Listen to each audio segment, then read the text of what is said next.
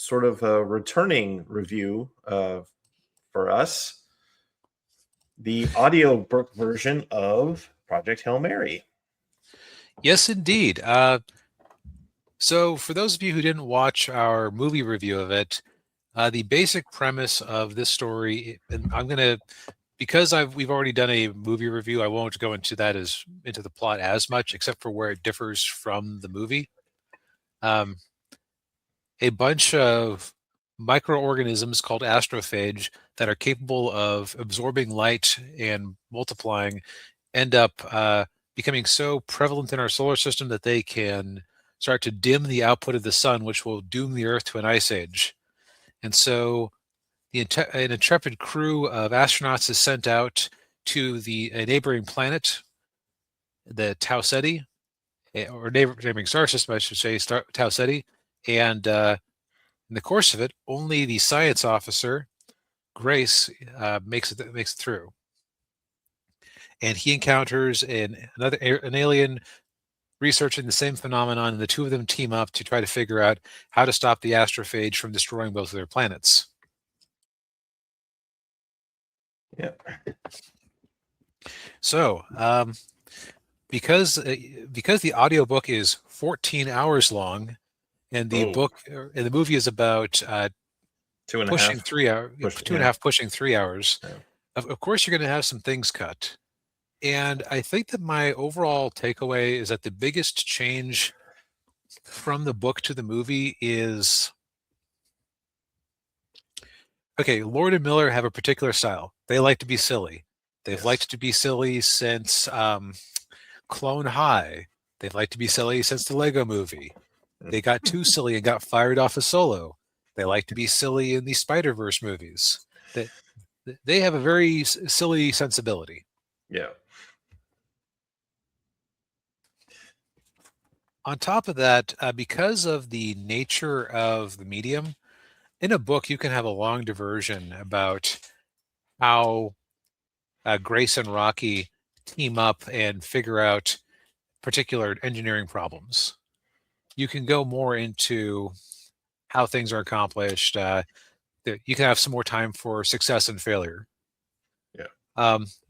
So a number of things that just seemed to fall into their lap in the movie, you have a lot more time to go into it. I would also say that Grace comes across as being much more important in the book than in the movie, because here's how I'll put it.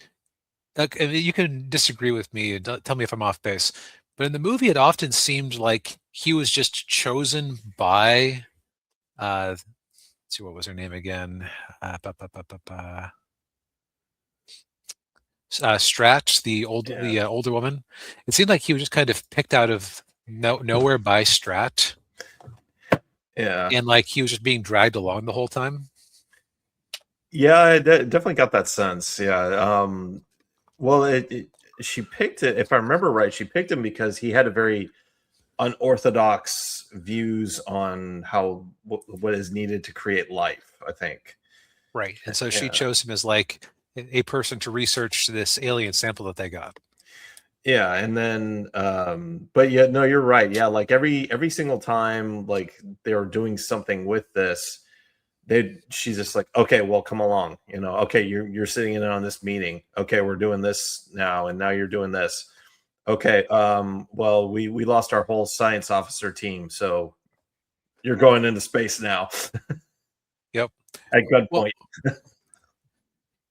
So all that still happens, but because there's more time in between each scene, he comes across. Actually, you know what? It kind of almost reminded me of. It's like in the Lego movie where he was just the special, and so he was kind of dragged along with it. Yeah, and he just had this inner ability that came out. It's not quite the same thing, but it's kind of a similar sensibility to it.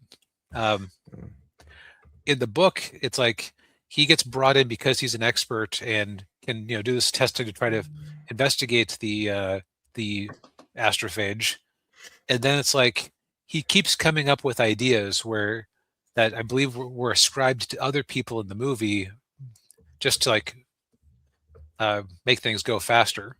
Yeah. Because you didn't have 15 minutes for each flashback. Right. Yeah. Um, and I would say a lot of things that we mildly questioned in the movie, most of them have like a really satisfying explanation in the book. Okay. So like I'll just give a less spoilery example of a thing that seemed very convenient. In the movie, they made it sound like a meteorite that had some astrophage on it happened to crash down on Earth, is how I remember it. Like they kind of brush over how they got the initial sample of astrophage. Yeah. In the book, they had time to say, "Oh yeah, there was a Japanese satellite or a Japanese orbiter that we sent out with a special collecting thing to go circle around Venus, then come back." But they didn't, want to spend the dialogue doing it. Yeah. So what I'll say is that he comes across as more competent in the book. Okay. And somebody that my dad knew who was a student of his who had seen the movie came away like being very upset and thought it was just awful compared to the book. And if the book had been my initial comparison point, I could see like thinking that Grace as portrayed in the movie was a bit of a goofball. Yeah. Bit of a bumbler, which he didn't really come across. Also, if memory serves, like in the initial scene where Rocky's robots tossed him the thing, like the first message. Yeah. It just bounces off the ship. Yeah. I do not believe that happened. I believe that he was able to get out there in time because it was moving because they weren't quite so close and it was moving at a slow enough speed that he could get out and catch it. So like they definitely like punched it up a little bit in terms of gags. Yeah. Like even if I'm mistaken about that example, the thing about a 14-hour audiobook is that certain details will elude you just because it's hard to maintain 14 hours of concentrated focus like that. Yeah. I did end up rewinding a few times when I realized I'd been doing something else and drifted away. Yeah. Yeah, I've had a tendency to do that too when I've listened to audiobooks. Yep. But like they left out some cool scenes that would have been fun in the movie, but I understand why they left them out. So, for example, in the book, they realized that their estimates for climate change from the sun dimming, like how long they had until an ice age. Yeah. There wouldn't be enough time to get to Tau Ceti and back. So they nuke Antarctica to release a bunch of trapped methane gas in the ice. No. Wow. Okay. It's like they're just full of all these little details that wouldn't have made it into the movie. Yeah. Wow. So I would say that they. The other thing is that I hadn't read an Andy Weir book before.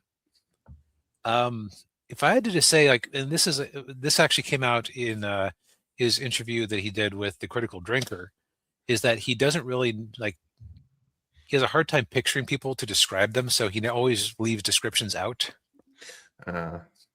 He also, and this is going to sound mean, he writes like he has spent too much time in a Reddit chat room. Just like some of his analogies, that the language can be kind of simple, which makes it accessible, but like it's not earth-shattering prose. Yeah. It is very much just like the inner monologue of a geek. Amaze. Oh yeah. Also, Rocky comes off about the same. Okay. Maybe slightly goofier because Lord and Miller. Yeah. But Rocky also comes across as a bit more competent. Like just again, anything that's just seemed convenient in the movie, by and large, has an explanation in the book. Okay.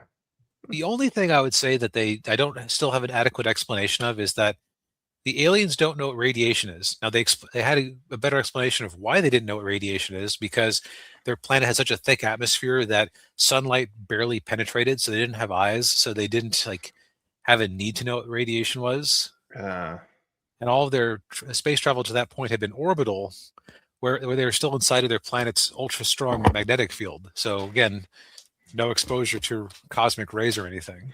yeah. Hmm. But I still don't quite know how they like.